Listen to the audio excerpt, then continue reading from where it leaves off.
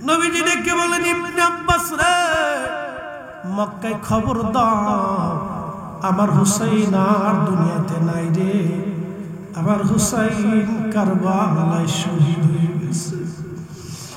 আমি নবীজি আমার হুসাইনের শাহাদাতের সময় আমি নবীজি কারবালায় হুসাইনের পাশে ছিলাম। হুসাইনের রক্তগুলি, সাথীদের শহীদদের রক্তগুলি নিয়ে আমি নবীজি আল্লাহর আদালতে যাইতেছি। ইবনে আব্বাস মক্কায় খবর দাও, আমার হুসাইন আর নাই, আমার হুসাইন কারবালায় শহীদ হয়ে গেছে। আখেরি সালাম ওহে নানা জান, আপনার হুসাইন যায় কারবালার ময়দান গো নানা, কারবালার ময়দান। কারবালার ময়দানে যাইয়া দিব গলা কাটাইয়া, আর নায়া শিব ফিরে নানা, আর নায়া শিব ফিরে মদিনা মুকাম। আপনার হুসাইন যায় কারবালার ময়দান। আখেরি সালাম লন, আখেরি সালাম লন ওহে নানা জান, আপনার হুসাইন যায় কারবালার ময়দান গো নানা, কারবালার ময়দান। ফরাত নদী জান্নাতের নদী। এই নদী পৃথিবীর শেষ প্রান্তে, এই নদী সহিহ বুখারীর কিতাবুল ফিতানের ভিতরে আসছে। এই নদী তখনই শুকাবে যখন নদীর ভিতর থেকে স্বর্ণের পাহাড় ভেসে উঠবে। একসাথে বলা যাবে সুবহানাল্লাহ।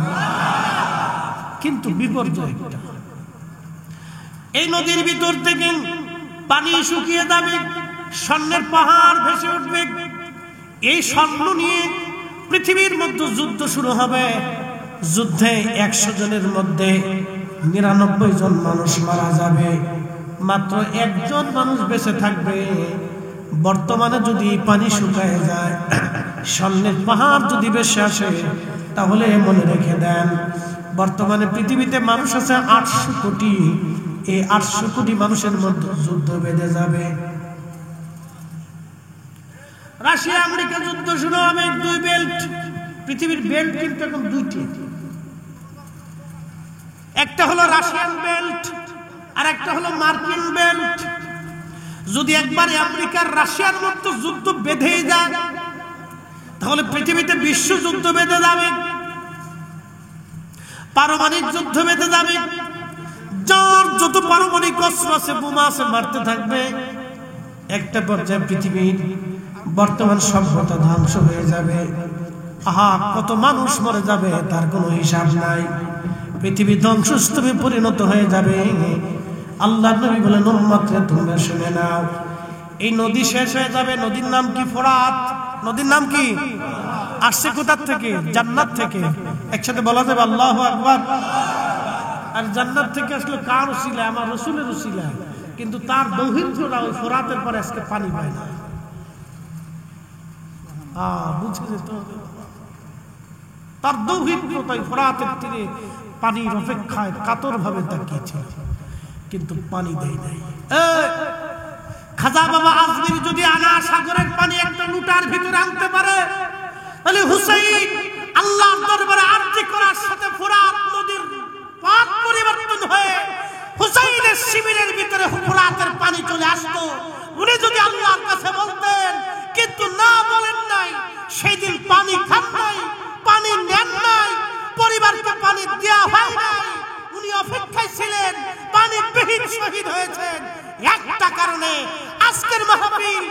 যদি হুসাইন ওই দিন বিজয় হতো আর উনি ওই দিন পানি না পেয়ে শহীদ না হতো, তাহলে আজকের মাহফিল হতো না, আশিকদের চোখের পানি ঝরতো না, আর আশিকদের গুনাহ মাফ হতো না, আশিকদের জন্য জান্নাতের দরজা খুলে যেত না। শুধু হুসাইন শহীদ হইছে এই উম্মতকে নাজাতের জন্য, বেহেশতের রাস্তা দেখানোর জন্য। কথা বলেন ঠিক কিনা? ফরাত নদীর পানি শুকিয়ে যাবে, সামনের পাহাড় বেশি উঠবে, পৃথিবীতে যুদ্ধ শুরু হবে। 100 জনই একজন বেঁচে থাকবে, 99 জন মারা যাবে। বর্তমানে মানুষ আছেন 800 কোটি, 100 কোটির মধ্যে মাত্র 1 কোটি বেঁচে থাকবে, 99 কোটি মানুষ মারা যাবে। তাহলে 800 কোটি মানুষের ভিতরে মাত্র সারা পৃথিবীতে 8 কোটি মানুষ বেঁচে থাকবে, বাকি সব মানুষ যুদ্ধ করতে করতে মারা যাবে। এই ঘটনাটা কিয়ামত আসার আগে ঘটবে দুনিয়াতে। ওই ফরাত নদীকে কেন্দ্র করে, ওই ফরাত নদীকে কেন্দ্র করে ঘটনা ঘটবে। ওই ফরাতের তীরে হুসাইন অপেক্ষায় রইলেন, তার ছোট্ট বাচ্চাকেও সেই দিন পানি দেওয়া হয় নাই। আর এই ফরাতের তীরে ওনাকে শহীদ করার পরে ওনার মাথা মোবারক আলাদা করে বেঈমানের দলেরা বর্ষার আগে বিদায়া আনন্দ মিছিল করতেছিল, বিজয় আনন্দ, বিজয়ের আনন্দ করতেছিল।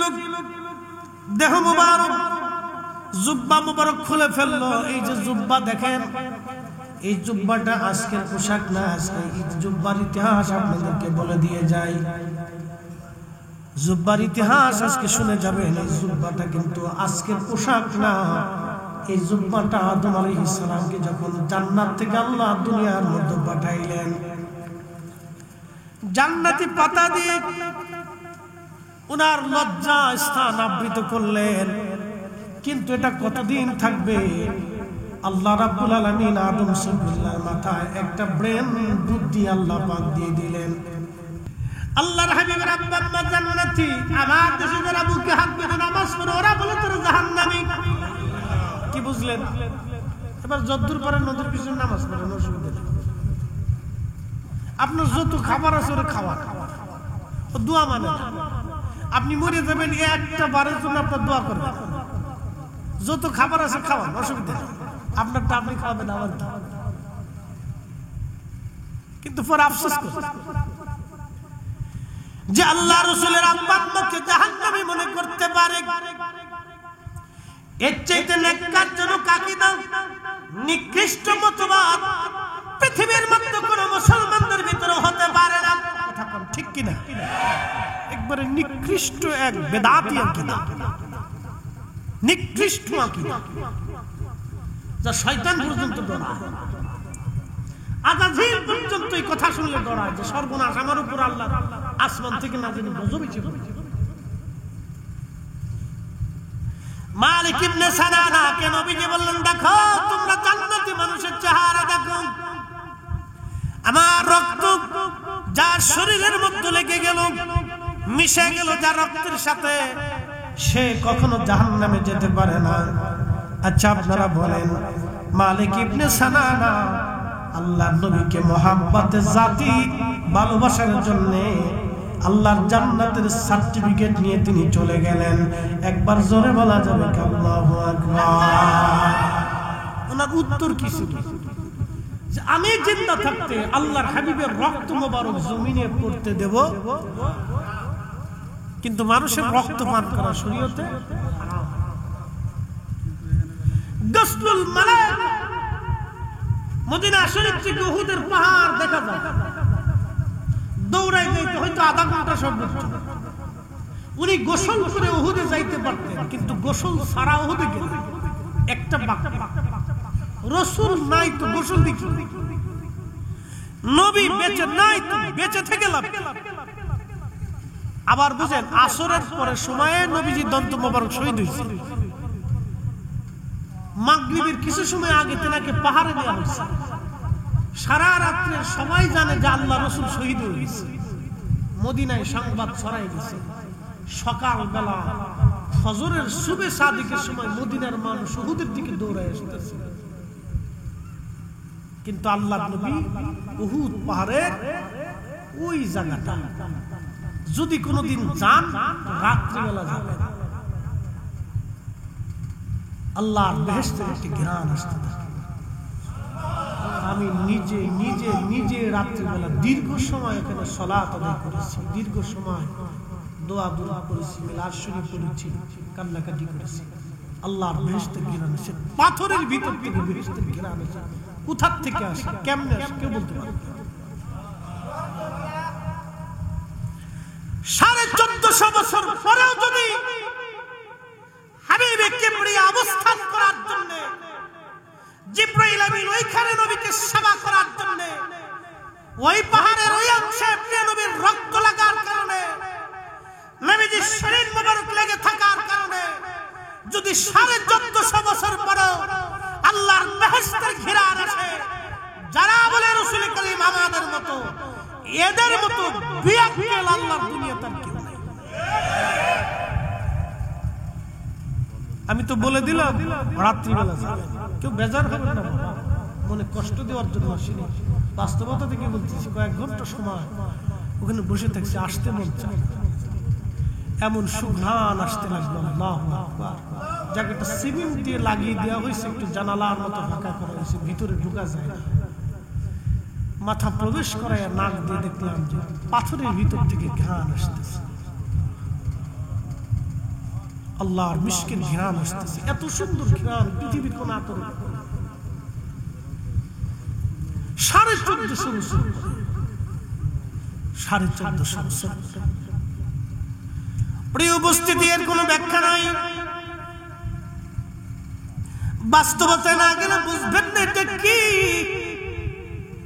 এই জন্য আল্লামা ইকবাল বললেন, কোরআনের মগজ বলো, ঈমানের রূহ বলো, ধর্মের প্রাণ বলো, সব কিছুর মূল আল্লাহর নবীর ভালোবাসা। কবি কাজী নজরুল ইসলাম, বাংলার কবি, কত চমৎকার করে সুন্দর করে তিনি লিখলেন, আল্লাহকে যে পাইতে চায় হযরতকে ভালোবেসে, আরশ কুরসি লৌহ কলম না চাইতে পেয়েছে সে। আল্লাহুম্মা সাল্লি আলা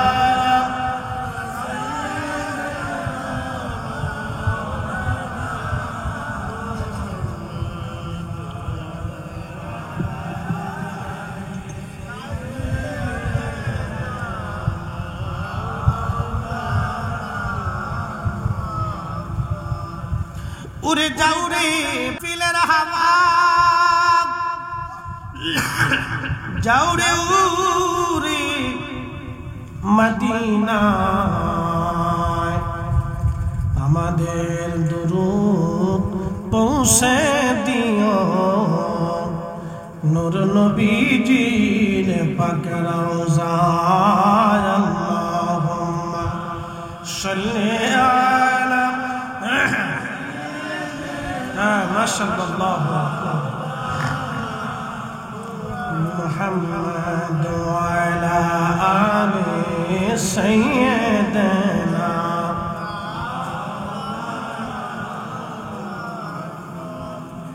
আপনাদেরকে কারবালার দিকে নিয়ে যাই। চরম একটা বাস্তবতার সামনে আজ আপনাদেরকে দাঁড়া করাবো, খুব মনোযোগ দিবেন।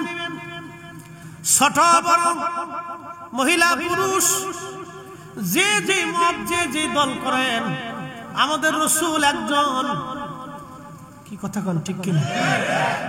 রাসূল আমাদের, আমরা এক নবীর উম্মত, কথা বলেন ঠিক কিনা? মুহাম্মাদুর রাসূলুল্লাহ সাল্লাল্লাহু আলাইহি ওয়াসাল্লাম, উনি সব নবীদের সেরা, কোনো সন্দেহ আছে? উনি আল্লাহর হাবিব, কোনো সন্দেহ আছে? উনি মেহশরের কঠিন মাঠের মাকাম মাহমুদ ওয়ালা, কোনো সন্দেহ আছে? উনার হাতে হাউজে কাউসারের পিয়ালা, কোনো সন্দেহ আছে? উনি সৃষ্টির সেরা, কোনো সন্দেহ আছে? উনি আল্লাহর পরেই মর্যাদা ওয়ালা, কোনো সন্দেহ আছে? কোনো সন্দেহ। মনোযোগ দিয়ে আপনাদেরকে এক জায়গায় নিয়ে যেতে, শাহাদাতে কারবালার মাঠ, সকাল 10ই মুহররম, ইমাম হুসাইন রাদিয়াল্লাহু আনহু শিবিরে আযান করলেন, আশহাদু আন্না মুহাম্মাদ রাসূলুল্লাহ।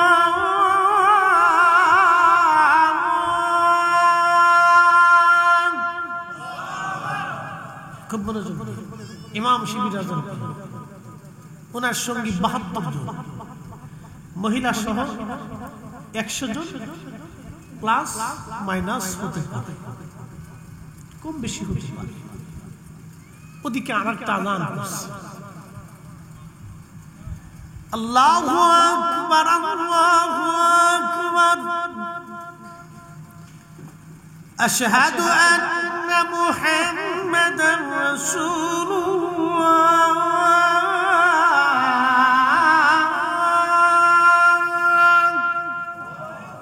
মনোযোগ।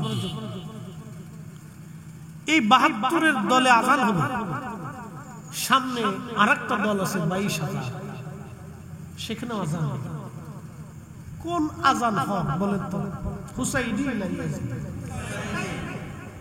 একসাথে। যদি আপনি বলেন হুজুর হুসাইনি হক, তাহলে আমি বলবো হুসাইনের ভিতরে কালেমা আছে, ইয়াজিদের মধ্যে কালেমা সেই। আপনি বলতেছেন এ হক ও বেহক, কিন্তু কালেমা তো একটা। আপনি বলতেছেন হুজুর হুসাইনি হক, ইয়াজিদি বেহক। আমি বলবো হুসাইনি যে কোরআন, ইয়াজিদেরও সেই কোরআন। ব্যাখ্যা করে দিতেছি, বুঝে যান। কষ্ট হইতেছে আপনাদের? আচ্ছা ইনশাআল্লাহ কিছু সময় বসেন। আমি দীর্ঘ সময় হজে ছিলাম, তো ওইখানে দিয়েছি, আমার এই শুট হয়। বাংলাদেশে আসার পরে দীর্ঘদিন অসুস্থতায় ভুগতেছি, যার কারণে একটু ঠান্ডা সমস্যা বেশি।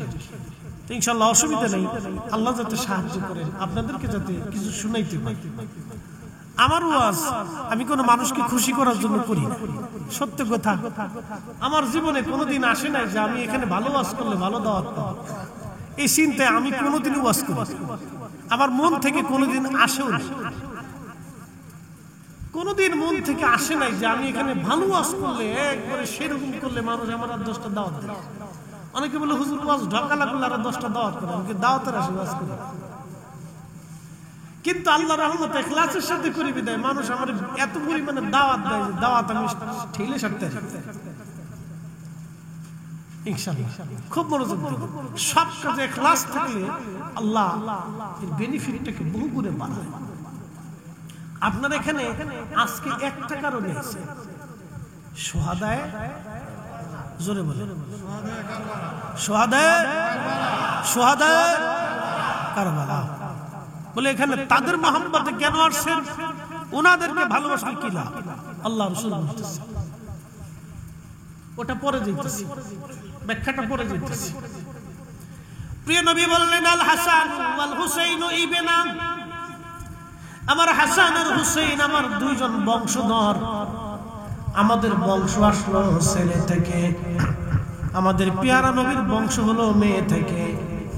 আল্লাহর নবী যেইভাবে শরীয়ত চাইছেন আল্লাহ সেইভাবে শরীয়ত করে দিয়েছেন।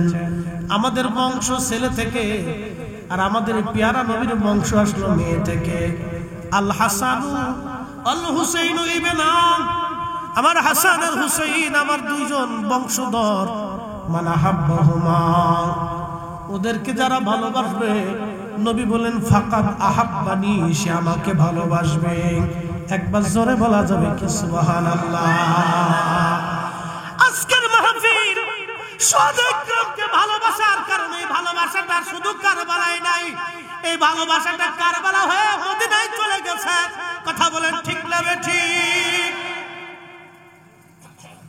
এই ভালোবাসাটা এখন কারবালায় নাই, ভালোবাসাটা কারবালার জন্য, আওলাদে রাসূলের জন্য। কিন্তু ভালোবাসা ওইখানে না, নবী বলতেছেন ওইখান থেকে যদি ভালোবাসো, মানে আহাব্বাহুমা, আমার হাসান আর হুসাইনকে যদি ভালোবাসো, ফাকাদ আহাব্বানি, তোমরা আমি নবীকে ভালোবাসবে। ভালোবাসা শুধু মদিনায় থাকবে না, নবী বলতেছেন ভালোবাসাটা ট্রান্সফার হয়ে যাবে। ফাকাদ আহাব্বানি ওয়া মান আহাব্বানি, যে আমাকে ভালোবাসবে, আহাব্বাহুল্লাহ, সে আরশের মালিকরে ভালোবাসবে। ভালোবাসা ট্রান্সফার হয়ে মদিনা থেকে আরশে মুআল্লায় চলে গেল। একসাথে বলা যাবে কি আল্লাহু আকবার। আজকের ভালোবাসাটা কি এইখানে আছে না আসমানে চলে গেছে, আরশে মুআল্লাতে চলে গেছে। শুধু এখানে শেষ না, আল্লাহর নবী এই ভালোবাসার বিনিময়টাকে ট্রান্সফার করে দিলেন। আল্লাহর নবী চালান দিয়ে দিলেন কোথায়? ওমান আহাব্বাহুল্লাহ, যে আল্লাহকে ভালোবাসে, আদখালাহু জান্নাহ, আল্লাহ তাকে জান্নাতি জান্নাতি জান্নাতি জান্নাতি বানায় দেয়। জোরে বলা যাবে সুবহানাল্লাহ। কত যে নাম শুনিলাম, এই চোখে দেখলাম না। এই সুর যদি শুনে থাকো, একবার খাবে আসো না। এই সুর যদি শুনে থাকো, একবার খাবে আসো না।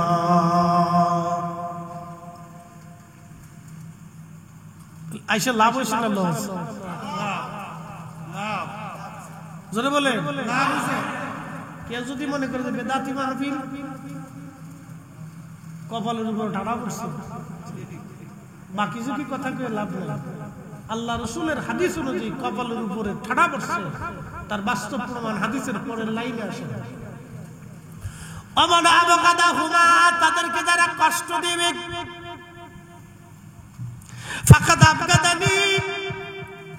মূলত তারা আমি নবীকে কষ্ট দেবে। তাদের গলায় যারা ছুরি চালাবে, মূলত আমি নবীর গলায় ছুরি চালাবে। তাদের গায়ে যারা বর্ষার আঘাত করবে, মূলত আমি নবীকে তারা বর্ষার আঘাত করবে। তাদেরকে যারা ভয় দেখাবে, মূলত আমি নবীকে তারা ভয় দেখাবে। তাদেরকে যারা পানির কষ্ট দেবে, মূলত আমি নবীকে তারা পানির কষ্ট দেবে। তাদেরকে যারা তৃষ্ণার্ত রাখবে, মূলত আমি নবীকে তারা তৃষ্ণার্ত রাখবে। ওমান আবগাদানি ফাকাদ আবগাদাহুল্লাহ, যে আমাকে কষ্ট দেবে তারা মূলত আল্লাহকে কষ্ট দেবে। ওমান আবগাদাহুল্লাহ আদখালাহুন নার, আর যারা আল্লাহকে কষ্ট দিবে, এই কষ্টের লাস্ট বেনিফিট আমার মালিক তাকে জাহান্নামী জাহান্নামী জাহান্নামী বানাবে। এই জন্য বললাম, বেদাতের দোহাই দিয়ে কেউ যদি সুহাদে কারবালা মাহফিল থেকে চলে যায়, বুঝতে হবে কপালের মতো ঠাড়া পড়ছে। কি কথা বলে? এই কথা বলে, জোরে বলে। আমার ভাষায় না নবীর ভাষা, আমার ভাষায় না আল্লাহ রসুলের ভাষা, আল্লাহ রসুলের। এই জন্য সব জায়গায় আঙ্গুল দিতে হয় না, সব জায়গায় আঙ্গুল দিতে হয় না। কাঠে আঙ্গুল দিতে পারবেন, কিন্তু কারেন্টের তারে আঙ্গুল দিতে পারবেন। এই জায়গায় আঙ্গুল দিলে বিপদ। আপনি গিলাসে আঙ্গুল দিতে পারবেন, কিন্তু আগুন আঙ্গুল দিতে পারবেন না।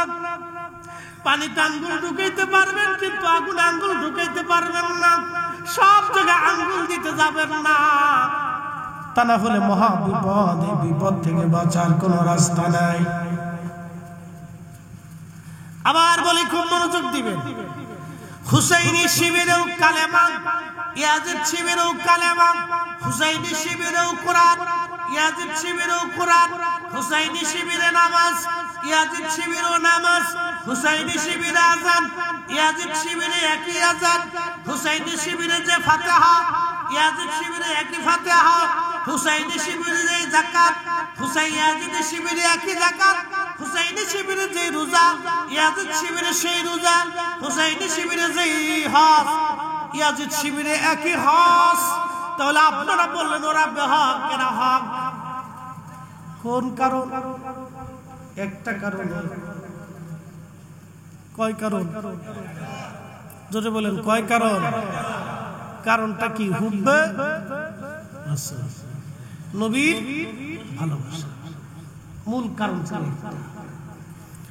বলে ওদেরও তো সিফাতি মোহাম্মত আছে, কিন্তু মোহাম্মতের জাতি নাই। আপনাদেরকে এখন প্রশ্ন করি, আপনারা ইমাম হুসাইন রাদিয়াল্লাহু আনহুর গায়ে বর্ষা নিক্ষেপ করেন, যদি বলা হয় ওনার রওজা শরীফের দিকে আপনি ঢিল ছুঁড়ে মারেন, পারবেন? একসাথে বলেন। যদি 100 কোটি টাকা দিই, কারণ আপনি জানেন টাকা আমার আজ আছে কাল নেই, হায়াত আমার এখন আছে, 1 সেকেন্ড পরে না। কিন্তু হুসাইনের রওজা মুবারকের থেকে যদি ঢিল ছুরি, আমার ইহ পরকাল সব বরবাদ হয়ে যাবে। কথা কোন ঠিক কিনা? এই ভয়ে 1000 কোটি টাকা দিলেও আপনি ঢিল ছুঁড়ে মারবেন। এটার নাম মুহাব্বতের জাতি, মুহাব্বতে।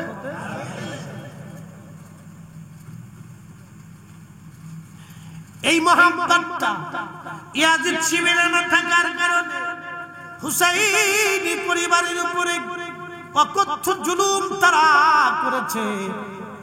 আহারে, জুলুমের শেষ কোথায়? এত কঠিন জুলুম তারা করলো। ঘটনার মাধ্যমে একটা ঘটনা শোনাই। আমি বেশি কারবালার লম্বা ওয়াজ আপনাদেরকে শোনাবো না, শুনে যাবেন। হযরত ইমাম হুসেন রাদিয়াল্লাহু আনহু শাহাদাতের পরে, মানুষ মরে যাওয়ার পরে তার সাথে আর কোনো শত্রুতা থাকে না। একটা কথা মনে রাখবেন, একটা মানুষ মারা গেছে, মরে যাওয়ার পরে তার সাথে আর কোনো শত্রুতা নাই। আপনি তার দুর্নাম করার কোনো প্রয়োজন নাই, তার বদনাম করার প্রয়োজন নাই। সে মারা গেছে, সে আল্লাহর কাছে চলে গেছে। এখন ফয়সালা যিনি করবেন তিনি আমার আল্লাহ। এই জন্য আমার মানুষের সমালোচনা করা নিষেধ। মনোযোগ দিবেন বাবাজি, এটা দিলে অসুবিধা হয়, খুব মনোযোগ দিবেন, কথাগুলি শুনে যাবেন। ইমাম হুসেন শহীদ হয়ে যাবার পরে ওরা ক্ষান্ত হয় নাই, ওনার দেহ মুবারক থেকে মাথা মুবারক কেটে ফেলে দেওয়া হলো। আহা, একটু চিন্তা করবেন, মাথা মুবারক আলাদা করে ফেলা হলো, দেহ মুবারক আলাদা করা হলো, মাথা মুবারক বর্ষার আগে ঝুলাইয়া তারা আনন্দ করতে লাগলো। কারবালায় বিজয় আনন্দ করতে লাগলো, বিজয়ের আনন্দ করতে লাগলো।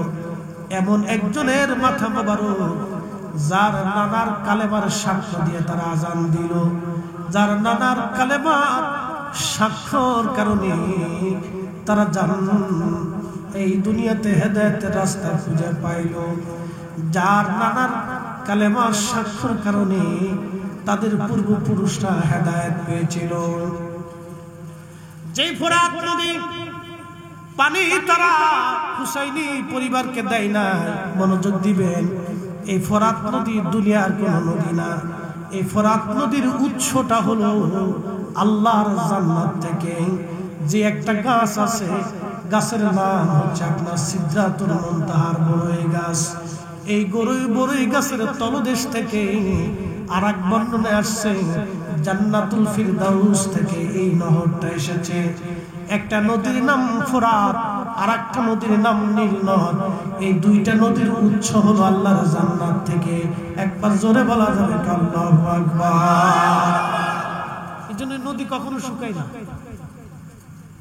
পৃথিবীর সব নদী শুকাবে, এই দুইটা নদী শুকাবে না।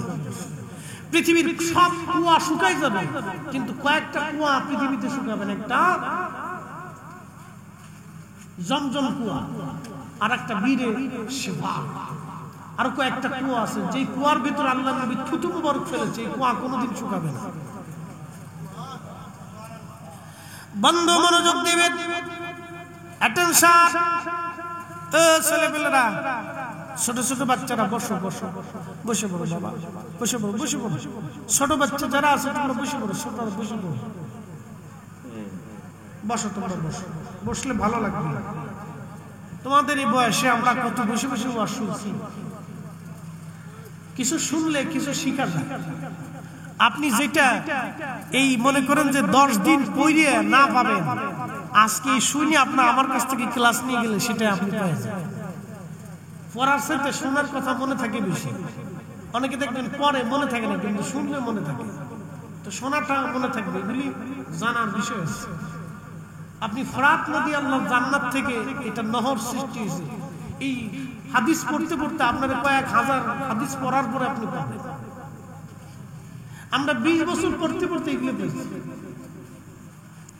ফোরাত নদী জান্নাতের নদী।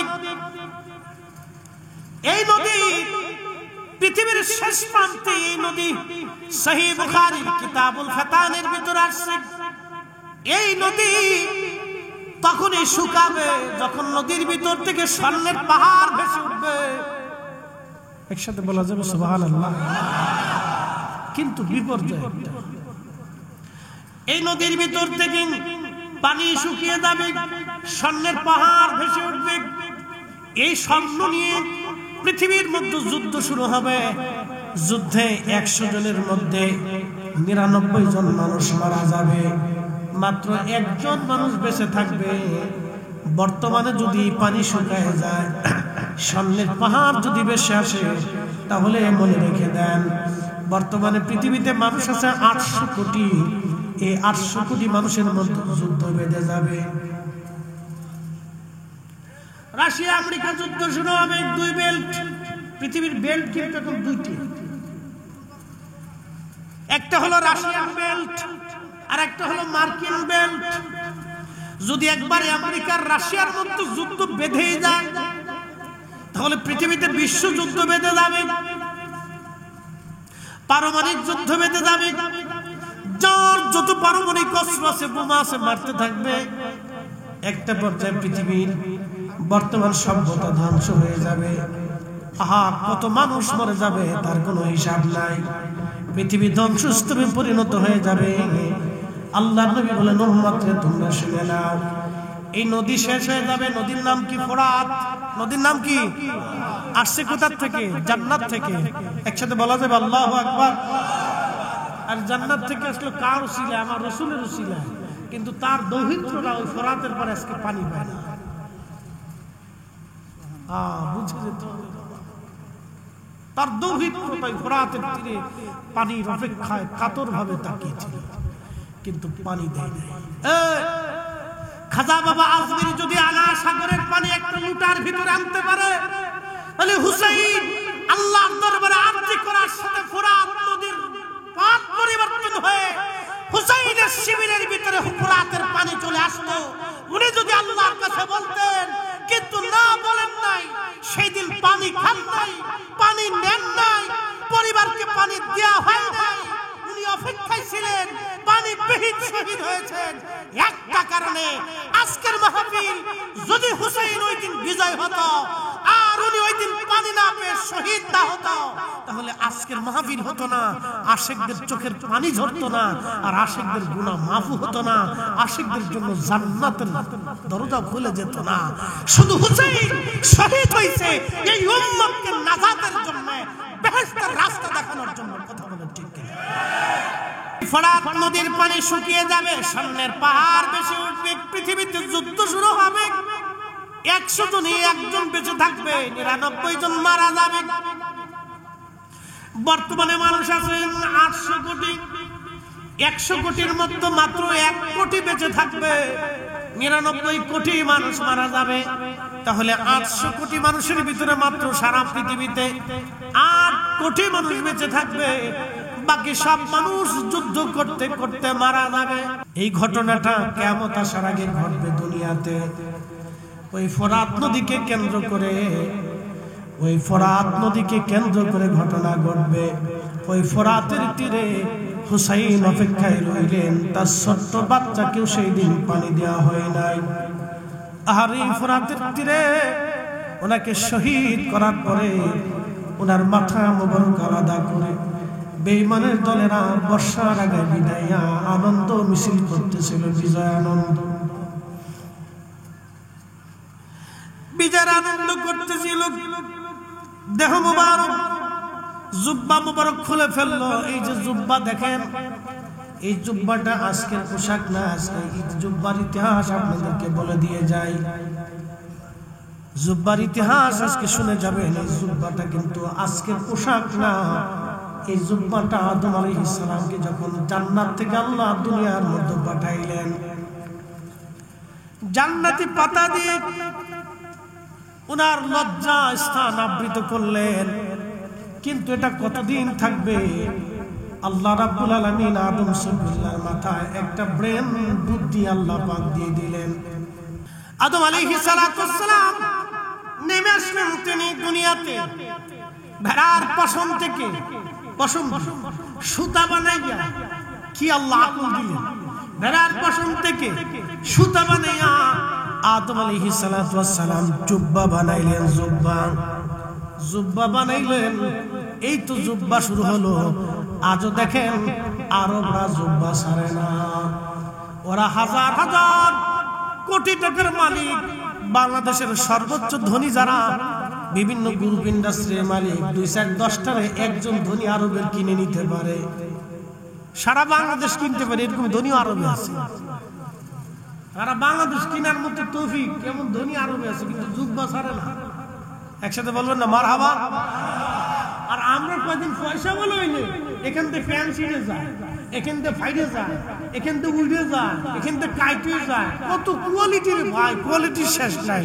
ফ্যান নামতি ফুতার নিচে নেমে যায়, ওটা ল্যাংট হয়ে গেছে। হাফ প্যান্ট পরে রাস্তা দিয়ে ঘুরে, ওটা কোন কোয়ালিটির, পাগল না ছাগল বুঝি না, খয়রাতি না বিকারি, তাল বুঝে পাওয়া যায়। পয়সা একটু হইলে ওর আর মাথা ঠিক কাজ করে। আরে আমার জাতীয় পোশাক তো লুঙ্গি না পর্যন্ত পর, কি কথা কর না, এটা তো আমার জাতীয় পোশাক, এটা আমার জাতীয়তা। আমি যে বাংলাদেশি তার প্রমাণ হলো লুঙ্গি, একটা গামছা, এটা তো জাতীয় পোশাক। তুমি এটা ধরে রাখো। আরবরা তাদের জাতীয় পোশাক ওই যে বাবা আদম আলাইহিস সালাম ওই যে ফারসে আজ পর্যন্ত ছাড়ে না, কোনদিন আরবরা ছাড়ে না। এই আরবদের ইতিহাসে আজও পর্যন্ত নাই যে কোন আরব, কাফের হোক, বেদিন হোক, ইহুদি হোক, সারা জীবন ওরা যুদ্ধ করছে। খুব মনোযোগ দিয়ে। আর নারীদের জন্য তিনি একটা কামিজ বানাইলেন, আর একটা ওড়না বানাইলেন। কামিজ মেয়েদের জন্য প্রথম পোশাক হলো কামিজ এবং ওড়না। এই দুইটা পোশাক আদম আলাইহিস সালাম আম্মাজানের জন্য বানাইলেন। খুব মনোযোগ দিবেন। এটা আদম আলাইহিস সালামের পোশাক বানালেন, জুব্বা। হযরত ইমাম হুসাইন রাদিয়াল্লাহু আনহুর পবিত্র জুব্বা খুলে ফেলে দিয়ে ইয়াজিদ বাহিনী তার দেহ মোবারক আবৃত করে দিয়ে, জুব্বা খুলে ফেলে দিয়ে তার দেহ মোবারক বের করে নিয়ে তারা একটা দুইটা না 70টা ঘোড়া তারা সিরিয়াল করল।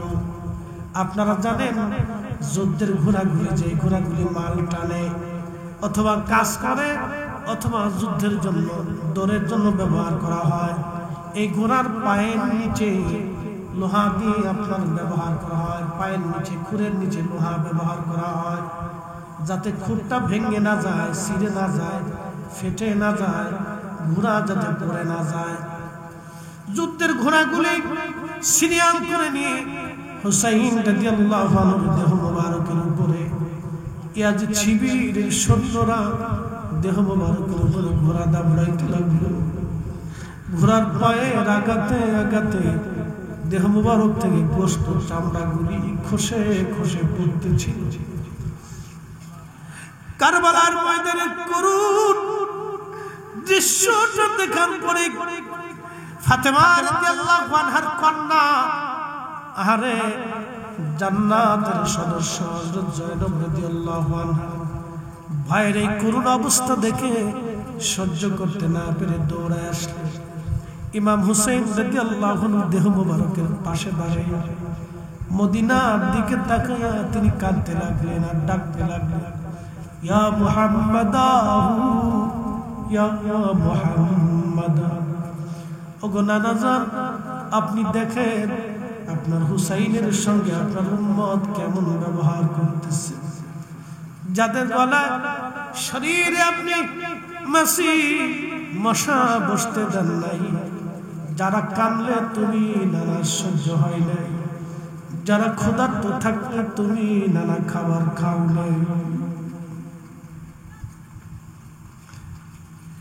ঠিক তখনই ইবনে আব্বাস আল্লাহর ঘরের সঙ্গে হেলান দিয়ে, কাবা শরীফের সঙ্গে হেলান দিয়ে তিনি ঘুমিয়ে পড়লেন আসরের নামাজের পরে।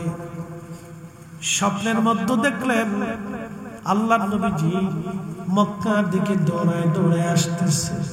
প্রিয় নবীজির হাত মোবারকের মধ্যে রক্ত দেখা যায়।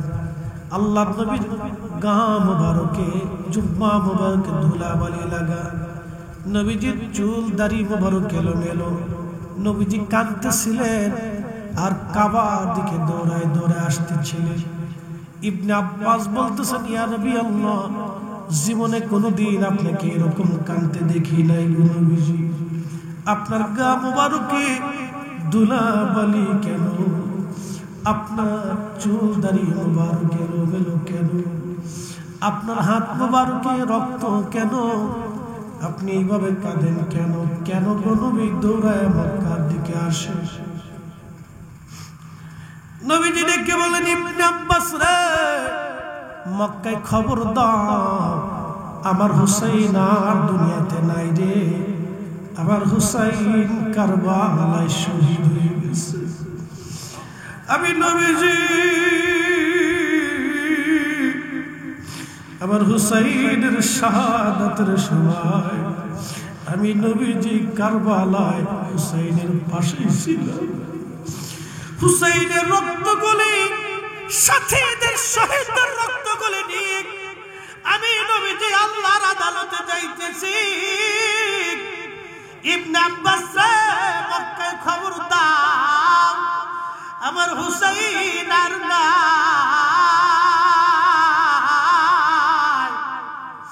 আমার হুসাইন কারবালায় শহীদ হয়ে গেছে। আখেরি সালাম ওহে নানা জান, আপনার হুসাইন যায় কারবালার ময়দান গো নানা, কারবালার ময়দান। কারবালার ময়দানে যাইয়া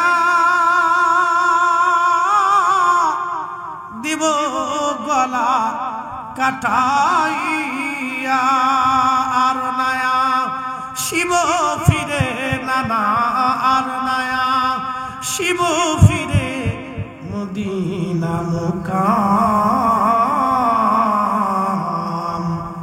আপনার হুসাইন যায় কারবালার ময়দান। আখেরি সালাম লন, আখেরি সালাম লন ওহে নানা জান, আপনার হুসাইন যায় কারবালার ময়দান গো নানা, কারবালার ময়দান। আল্লাহুম্মা সাল্লি আলা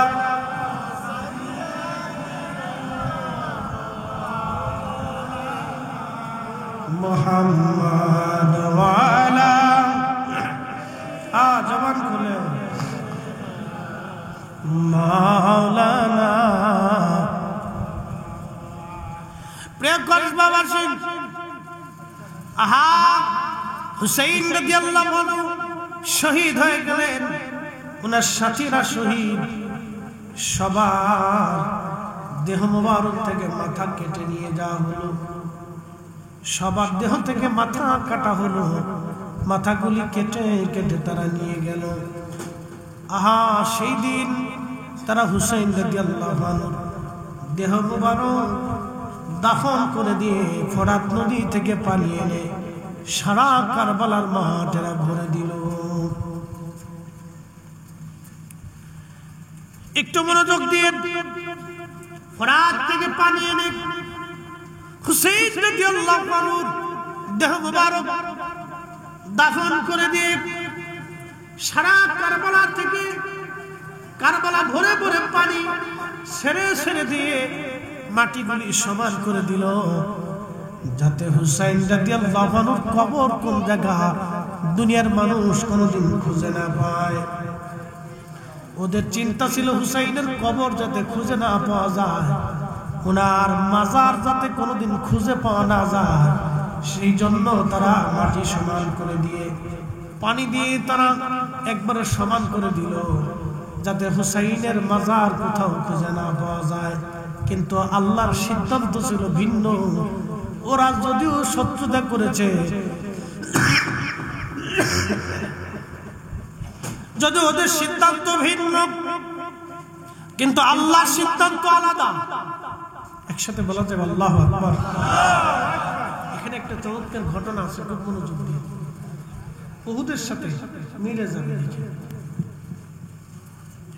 হুসাইন রাদিয়াল্লাহু আনহু দেহ মুবারক মাটির নিচে, কবর কোথায়? কোনো চিহ্ন নেই।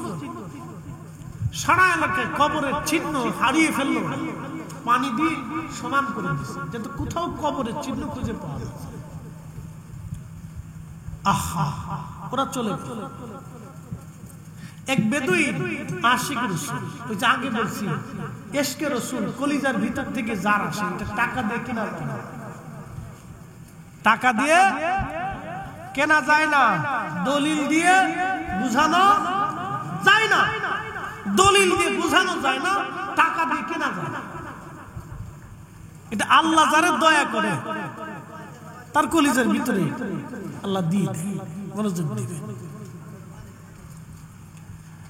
হুসাইন রাদিয়াল্লাহু আনহু দেহ মুবারক মাটির নিচে, বেদুইন শুনতে পারছে হুসাইন রাদিয়াল্লাহু আনহু কারবালার শহীদ। বেদুইন দেরি করলেন না, সুদূর মরুভূমির ভিতর থেকে রওনা হয়ে গেলেন। মরুভূমির ভিতর থেকে আসিয়া কারবালাতে উপস্থিত হইয়া বেদুইন সারা কারবালার মানুষদেরকে জিজ্ঞাসা, কারবালাবাসী তোমরা বলো আমার হুসাইনের কবর কোন জায়গা আছে? কারবালার লোকজন বলতেছিল, বেদুইন হুসাইনের কবর কোন জায়গা আছে আমরা বলতে পারবো না, তাকে দাফন করে দিয়ে পানি এনে সারা কারবালার মাঠ একবারে পানি দিয়ে তারা সমান করে দিয়ে গেছে। মাটি গুটি, কবরের চিহ্ন হারায় গেছে, কবর কোথায় খুঁজে পাওয়া সম্ভব না। ওই বেদুইনের চিন্তা, ইমাম ইবনে কাসির আল বাদায় ওয়ান নাহর মধ্যে ঘটনাটা লিখতেছেন। বেদুইনের চিন্তা আসলো, আমার হুসাইন জান্নাতের যুবকদের সর্দার, আল হাসান ওয়াল হুসাইন সাইয়্যিদা শাবাবি আহলিল জান্নাহ, সে জান্নাতের যুবকদের সর্দার। যেহেতু সে জান্নাতের যুবকদের সর্দার, সেহেতু তার কবর থেকে জান্নাতের ঘিরান আসবে, তার দেহ থেকে জান্নাতের ঘিরান আসবে, তার কবরের মাটি থেকেও জান্নাতের ঘিরান আসবে। চিৎকার মেরে জোরে বলেন আল্লাহু আকবার। ঠিক ঠিক ঠিক। 1450 বছর পরে উহুদ থেকে নবীর ঘিরান পাওয়া যায়। এখন আমি তার নিজের সাক্ষী, দীর্ঘ সময় আমি সেই সুঘ্রাণ পেয়েছি। আল্লাহর নবী যেখানে চিকিৎসা নিয়েছিলেন, বিশ্রাম করেছিলেন, উহুদের পাহাড়ের ফাটা জায়গা থেকে, শুধু ওইখান থেকে 1450 বছর পর ঘ্রাণ আসে। ওই বদুর চিন্তা হলো, হুসাইন রাদিয়াল্লাহু আনহু যেখানে ঘুমানো, উনি জান্নাতের যুবকদের সর্দার, পেয়ারা নামের দৌহিত্র, নবীদের শরীরের অংশ, ওনার শরীর থেকে জান্নাতের ঘিরান আসবে। একসাথে বলা যাবে কি ইয়া রাসূলুল্লাহ, জান্নাতের ঘিরান আসবে। উনি মাটি পরীক্ষা করতে লাগলেন, সারা কারবালা থেকে মাটি নেন, নাকের কাছে নিয়ে সুঘ্রাণ নেন, কিন্তু কোনো মাটির ভিতর থেকে সুঘ্রাণ আসে না।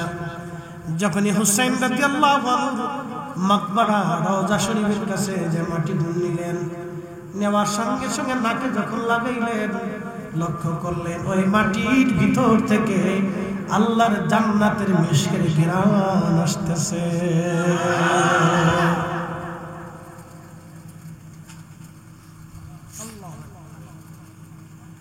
ঠিক তখনই বেদুইন কেঁদে ফেলছে, শুনছো কারবালাবাসী, আসো, পাইছি আমি হুসাইন রাদিয়াল্লাহু আনহুর মাকবারা। এই মাটির ভিতর থেকে জান্নাতের ঘ্রাণ আসতেছে। সারা কবরের অংশ থেকে মাটি নিয়ে দেখলেন বেহেশতের ঘ্রাণ আসতেছে।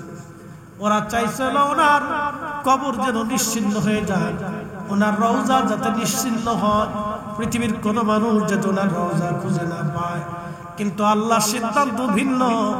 ওনার রওজা নিশ্চিহ্ন করে দিতে জালিমরা পারে নাই।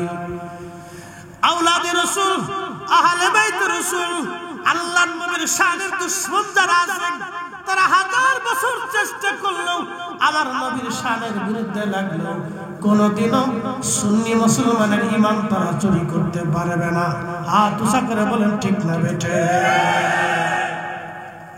কোন সন্দেহ নাই? জোরে বলেন সন্দেহ নাই? আল্লাহ কবুল করুক বলে না আমিন। লম্বা ওয়াজ নয়, মনোযোগ দিয়ে। হুসাইন রাদিয়াল্লাহু আনহুর মাকবারা দুইটা, ওনার পবিত্র রওজা দুইটা। কয়টা? একটা কারবালা, একটা কোন জায়গা? মাথা মুবারক বিহীন যে দেহ মুবারক, এটা কারবালাতে। আর পবিত্র মাথা নিয়ে ইয়াজিদ বাহিনী নিয়ে গেল, ওই সে বর্ষার আগে ঝোলানো ছিল।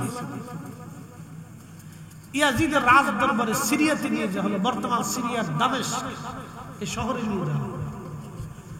মনোযোগ দিয়ে, দামেস্কে নিয়ে যাওয়ার পরে ইয়াজিদ হুকুম দিল তার মাথা বর্ষার আগে বিদায় সারা দামেস্কের অলিগলি দিয়ে ঘোরা। ইয়াজিদকে ভালো বলা যায়? ইয়াজিদের পক্ষ যারা নেয় তার ইহুদির দালাল। আপনি ঠিক বললেও ঠিক, না ঠিক বললেও ঠিক। যারা ইয়াজিদের পক্ষ বর্তমানে নেয় সবকটি ইহুদির দালাল। কোন সন্দেহ? সন্দেহ? যত বড় দাড়ি থাকুক, জুব্বা থাকুক, পাগড়ি থাকুক, ঘন্টা থাকুক, তাহাজ্জুদ পড়ে নামাজ পড়তে পড়তে কপাল কালা বানায় ফেলছে, ওর বিশ্বাস করা যাবে যে ইয়াজিদকে মানে প্রশংসা করে তাকে বিশ্বাস করা যাবে? বিপদ মানে একই নষ্ট। ইয়াজিদ হুকুম দিল মাথা সারা সিরিয়াতে ঘোরাও। এটা আমি আমার নিজস্ব বক্তব্য থেকে বলতেছি না, ইমাম ইবনুল কাসির আল বেদা থেকে বলতেছি। আমি একবারে পৃথিবীর নির্ভরযোগ্য তারিখের কিতাব থেকে বলতেছি। একবারে পৃথিবীর সবচেয়ে নির্ভরযোগ্য তারিখের কিতাব, যে সমস্ত যে তারিখের কিতাবটা যারা আমাদের বিরোধিতা করে তারাও মানে, আল বেদা থেকে বলতেছি। সারা এলাকায় সরানো হলো, দামেস্কের অলিগলি দিয়ে ঘোরানো হলো। সেই পবিত্র মাথা মোবারক নিতে নিতে নিয়ে যাওয়া হলো বর্তমানে গাজা। এটার আগে নাম ছিল আসকালান। ইতিহাস শুনে যাবে যুবকরা, এটি তো পড়ে না, খালি ফাতিহা শিখছে, কি পড়ে না পড়ে আল্লাহ জানে। আসকালান, এই আসকালানে ওনাকে দাফন করা হলো মাথা মোবারক। দাফন করার 470 বছর পর, মনে রেখেন 530 হিজরি, ওনার ইন্তেকাল 60 হিজরি, 60 হিজরি 530 হিজরি, 470 বছর পর, 470 বছর পরে ওই গাজার আসকালানটা খ্রিস্টানরা দখল করে নিল। এখন যেমন ইসরায়েল দখল করে নিচ্ছে, ওই সময় খ্রিস্টানরা দখল করে নিয়ে গেল। মিশরের যিনি রাষ্ট্রপ্রধান, তিনি চিন্তা করলেন আমার সাইয়্যিদ হুসাইন রাদিয়াল্লাহু আনহু পবিত্র মাথা মোবারক আসকালানে খ্রিস্টানদের অধিকারে থাকবে, তা হয় না। এই পবিত্র মাথা মোবারক যে কোনো মূল্যে নিয়ে আসা লাগবে, কারণ ওইখানে থাকলে ওনার যথেষ্ট সম্মান হবে না। মিশরে নিয়ে আসলে ওনার যত উপযুক্ত সম্মান দিয়ে আমরা মিশরে রেখে দিব। গভর্নর বা রাষ্ট্রপ্রধান তিনি প্রস্তাব দিলেন খ্রিস্টান বাহিনীর কাছে। ওরা বলল মাথা নিয়ে যাও। ওই মাথা দিয়ে তো আমাদের কোনো কাজ নাই, কিন্তু মাথা তো নিবা, বিনিময়ে ছাড়া আমরা মাথা দেব না। বলে কি পরিমাণ তোমরা চাও? বলে 30,000 স্বর্ণের দিরহাম দেওয়া লাগবে। 30,000 স্বর্ণের দিরহাম সাইটিকানি কথা না, বর্তমানে শত শত কোটি মার্কিন ডলার। 30,000 দিরহাম মিশরের রাষ্ট্রপ্রধান চিন্তা করলেন টাকা চলে যা, কিন্তু আওলাদে রাসূল সুলতান কারবালা জান্নাতের যুবকদের সর্দার ওনার পবিত্র মাথা আমি আনবো, এনে মিশরে দাফন করব। এর চাইতে পরম সৌভাগ্য আমার জীবনে আর হতে পারে না। আল্লাহু আকবার। আজকের মাহফিল সুহাদায়ে, যারা বলেন সুহাদায়ে লাভ না লস, কি পরিমাণে কোনো হিসাব আছে বলতে পারো? বিগয়রি হিসাব বুঝে যাবে। হাজরাতে ইমাম হুসেন রাদিয়াল্লাহু আনহুর মাথা মোবারক আনতে যাওয়া হলো মিশর থেকে সৈন্যবাহিনী নিয়ে, উলামা ইকরাম নিয়ে, মন্ত্রী পরিষদ, আমির ওমরা নিয়ে বাদশা নিজে রওনা হয়ে গেলেন। কিন্তু রওজা শরীফে যাওয়ার আগে সবাই পায়ের জুতা খুলে ফেললেন। মারহাবা মারহাবা। কিসের জুতা? পায়ের জুতা। জোরে বলে পায়ের জুতা। আদব না বিয়াদব? আদব। জোরে বলে আদব। আমি নিজে দেখছি হেরেমে কাবা শরীফে হাজিরা জুতা পাই দিয়ে তওয়াফ করতেছে। আহা, বড় দুঃখজনক। ইসলামটা কি নজদিরা একটা রুচিহীন পরিবেশ। আমার কাছে আশ্চর্য লাগে, বড় আশ্চর্য। বলে হুজুর আশ্চর্য হচ্ছেন কেন? বলতেছি, আপনারা যে কাবা শরীফে দলিল দিতেছে, একবারে আমি কোরআন হাদিসের দলিল দিব না, একবারে বাস্তব দলিল দিই, শুনে যান। কষ্ট হচ্ছে? হাত উঁচা করে বলেন তো আল্লাহু আকবার। হাত নামান। এবার আসেন দলিল। মাকামে ইব্রাহিম, আপনি কি হজে গেছেন? না, যাওয়ার সুযোগ নেই। বাইতুল তো গেছেন না? আচ্ছা, মাকামে ইব্রাহিম দুইজন, আমার দুই ভাই আছে, আরো আছেন যারা হজে গেছেন বা উমরা গেছেন বা চাকরি। মাকামে ইব্রাহিম, হযরত ইব্রাহিম আলাইহিস সালামের কদম মুবারকের দাগ সাপ পাথরের ভিতরে বসে গেছে। আর হুজুর করিম সাল্লাল্লাহু আলাইহি সাল্লামের কদম মুবারকের দাগ পাথরের ভিতরে মেরাজে যাওয়ার সময় বাইতুল আকসাতে যে পাথরের উপর কদম রাখছিলেন, সেই বাইতুল আকসার পাথর এখনো বাইতুল আকসাতে আছে। মারহাবা কর। সেই পাথর থেকে আমাকে যিনি আমার সাথে ছিলেন একজন মাওলানা, তার সিলেটে বাড়ি, তার নাম খাজা মাইনুদ্দিন আহমদ জালালাবাদী, উনি ওনাকে মামা বলি। তো বলতেছে, মামা আজকে উহুদে এইখানে যে সুঘ্রাণটা আমি পাইছি, আল্লাহর কসম আমি সেই সুঘ্রাণটা বাইতুল আকসাতে নবীজির এই কদম মুবারকের সাপ থেকে পাইছি। আমি বললাম, মামা তাহলে আমাকে বাইতুল আকসাতে নিতে হবে, নিয়ে যাবে। সেখান থেকে একই রকম সুঘ্রাণ আমি পাইছি। আজকে উহুদে যে সুঘ্রাণ পাইছি, উনি এর আগে যাই নাই কখন।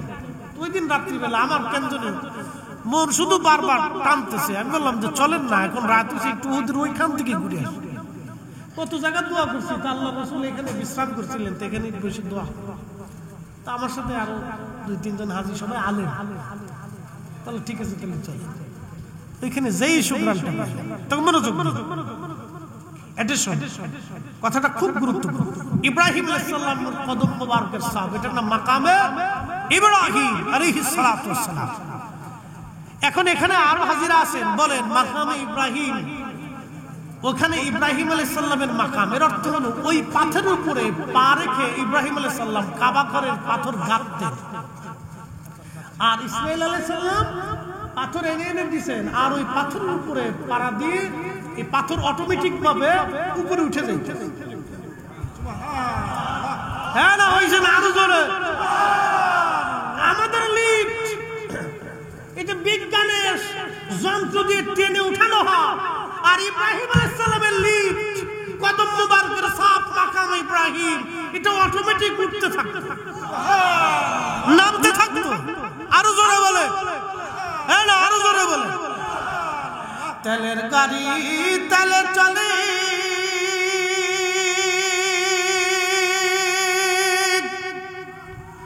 হাওয়ার গাড়ি হাওয়ায় উড়ে, বিনা তেলে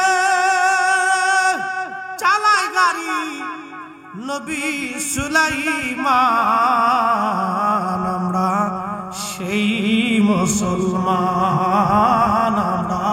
সেই মুসলমান। আল্লাহুম্মা সাল্লি আলা, জবান খুলে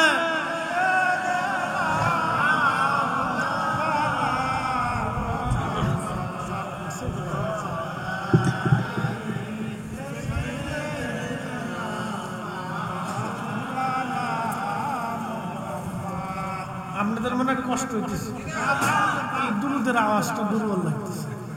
বাবাজি এই আওয়াজটা এখানে থাকে না, এটা মদিনায় চলে যায়। মদিনায় কোথায় চলে যায়? মদিনায়। জানি এটা গরমের কারণে শরীর রাত তো কম হয়েছে না, 12টা বাজে, ওয়াজও কম হয়েছে না, 2 ঘন্টা চলে। কেমনে চলে গেছে আমি নিজেও জানি না। একসাথে বলবেন না মারহাবা। ওয়াজও কিন্তু কম হয়েছে না, প্রায় 2 ঘন্টা চলতেছে। কোথায় টাইম চলে গেছে আমরা নিজেও জানি না।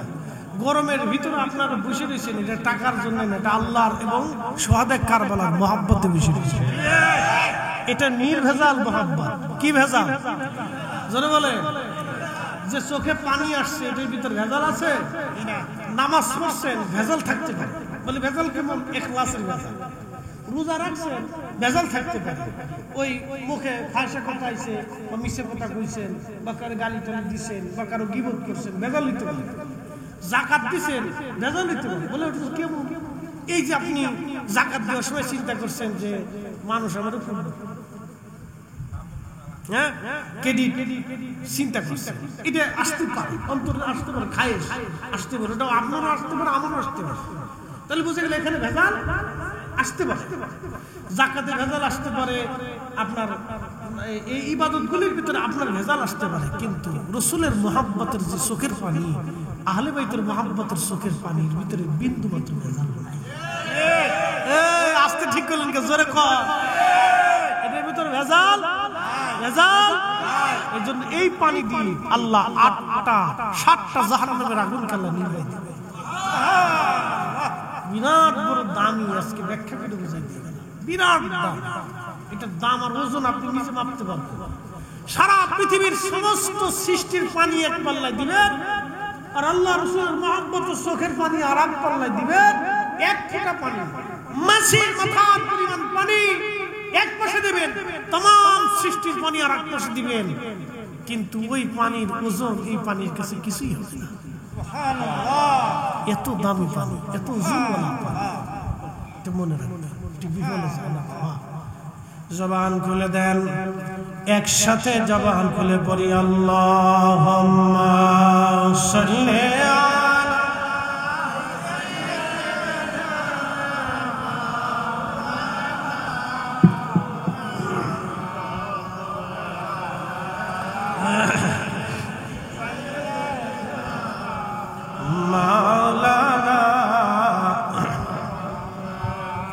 বন্ধুগণ আমার, হযরত ইব্রাহিম আলাইহিস সালাতু ওয়াস সালামের সেই পা মুবারকের দাগ এখনো সেই পাথরে লেগে আছে। আপনারা বলেন, উনি যে খুদার ঘর গেঁথেছিলেন জুতা পায়ে দিয়া না খালি পায়? খালি পায়। জোরে বলেন। খালি পায়। আরো জোরে। খালি পায়। জোর হয় না কেন? খালি পায়। মুসলমান জুতা পায়ে দিয়ে ঘর তাওয়াফ করে লজ্জা করা উচিত। আল্লাহর খলিল নিজে এই ঘরকে এত ইজ্জত দিয়েছে, ঘরের ইজ্জত আমরা দিইনি, স্বয়ং আল্লাহ দিয়েছে। তারা কি মুসলমান হবে? ওই যে মুসলমান, নজদি মুসলমান, ইয়াজিদি মুসলমান, ইয়াজিদি মুসলমান, আবার কি মুসলমান? ইয়াজিদি মুসলমান। কথা কন না, ইয়াজিদি মুসলমান, ইয়াজিদি, ইয়াজিদি। তার মধ্যে হুব্বে রাসূল নাই, আদব নাই। কথা কন না কেন? কি মুসলমান? বুঝতে পারছেন?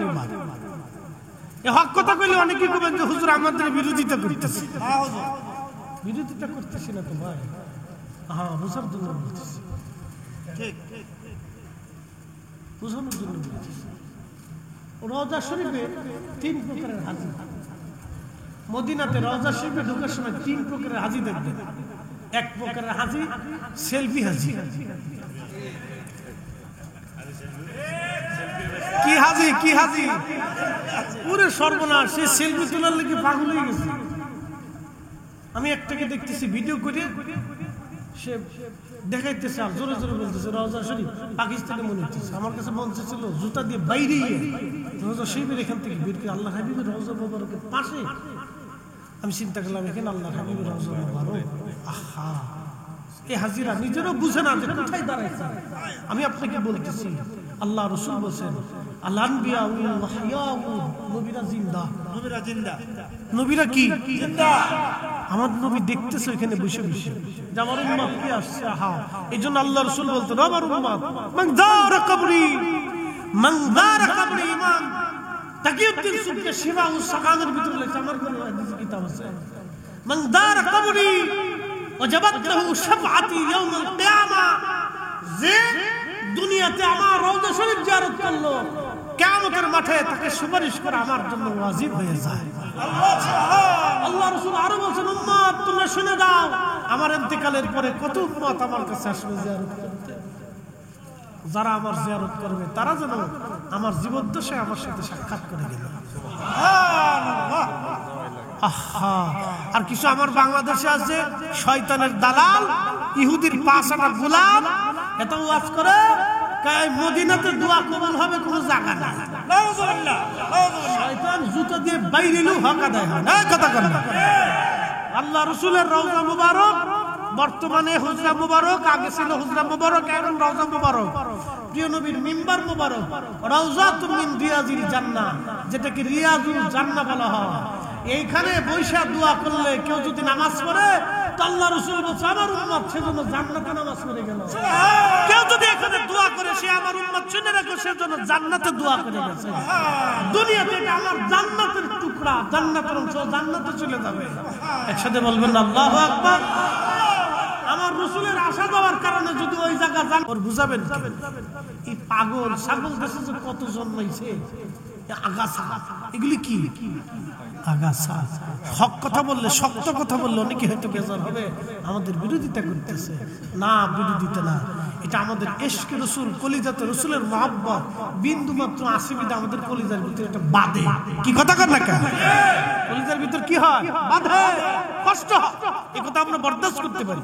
এটা নাফরমানিমূলক কথা, উম্মতকে ধ্বংস করার কথাই।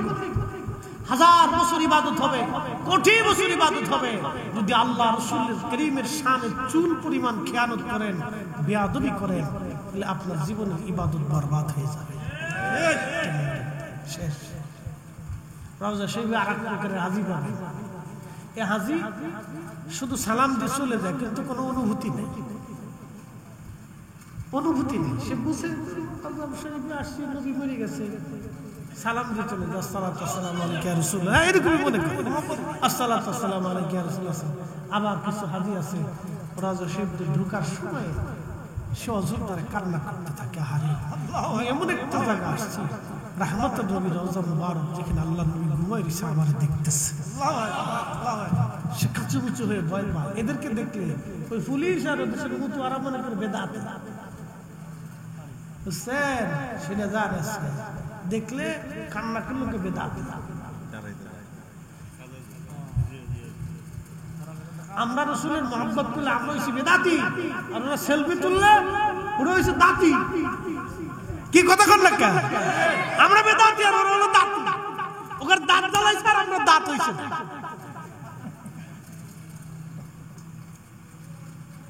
এ দুঃখ কারে কারে?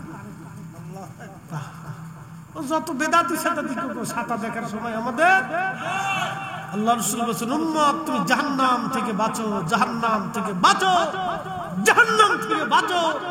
তোমার ভাইকে একটা খেজুরের দানা খাওয়া হলো, জাহান্নাম থেকে বাঁচো। তোমার ভাইয়ের সাথে একটা মুস্কি হাসি দিয়ে কথা বলে হলো, তুমি জাহান্নাম থেকে বাঁচো। আমরা জাহান্নাম থেকে বাঁচার জন্য, আল্লাহর রোশানল থেকে, ক্রোধ থেকে বাঁচার জন্য আমরা রাসূল কারীমের বারগাহে শাফাআতের আশায় আমরা কান্না করি। কথা কোন ঠিক কিনা? বেদাতি সাদাতি যাই বল, ও ছাতা দেখার সময় আমাদের কেমন লাগে? প্রিয় মুসলমান, অনেক কথা বলেছি। হুসাইন রাদিয়াল্লাহু আনহুর পবিত্র মাথা মোবারক আনার জন্য মিশরের বাদশা এবং উলামা একরাম পায়ের জুতা খুলে ফেললেন। জুতা খোলার পরে হুন্ডা রওজা শরীফের পাশে গেলেন, মাটি সরাইলেন। মাটি সরাইয়া যখন মাথা মোবারক বের হয়ে আসলো, অ্যাটেনশন, 470 বছর আগে, 470 বছর আগে যেইভাবে ওনাকে দাফন করা হয়েছিল, 470 বছর পরে ওইভাবেই আছে। সামান্য পরিমাণে একটা চুল মোবারক খসে পড়ে যায় নাই, একটা দাড়ি মোবারক খসে পড়ে যায় নাই, এই চেহারার লাবণ্যতাও নষ্ট হয় নাই, চক্ষু মোবারক নষ্ট হয় নাই, তখনও রক্ত মোবারক টপে টপে ফুটায় ফুটায় পড়তেছিল। আর এতই সুঘ্রাণ আসতেছিল যে সুঘ্রাণ দুনিয়ার কোন সুগন্ধির মধ্যে পাওয়া যায় নাই। চিৎকার করে বলেন না ইয়া রাসূলুল্লাহ। আখেরি সালাম লন ওহে নানা জান, আপনার হুসাইন জান।